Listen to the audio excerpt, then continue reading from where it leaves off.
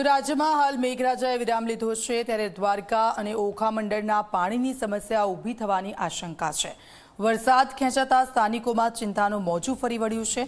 જો કે આ ગંભીર બાબતને ધ્યાને રાખીને સ્થાનિક ધારાસભ્ય અને આગેવાનોએ મુખ્યમંત્રીને રજૂઆત કરી, જે બાદ હવે તંત્ર દ્વારા તાત્કાલિક ધોરણે પાણી પહોંચાડવાની કાર્યવાહી હાથ ધરવામાં આવી છે। દ્વારકા તાલુકાના ઓખા મંડળના 42 ગામો પીવાના પાણી માટે મુખ્યત્વે શાણી ડેમ પર નિર્ભર છે।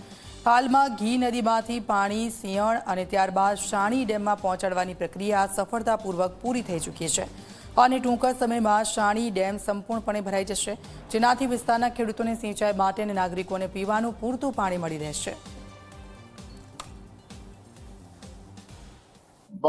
વરસાદ ખેંચાય એવું લાગે છે, આગાહીકારોથી પણ એવું લાગે છે કે આ તાલુકાઓમાં પાણીની સમસ્યા થઈ જશે ને સમસ્યા સિંચાઈની અને સાથે સાથે ઓખા મંડળ અને તાલુકો આખો દ્વારકા, જેની અંદર બધા પણ 42 ગામ છે, એ પીવાના પાણી માટે સાની માટે આધારિત હતા।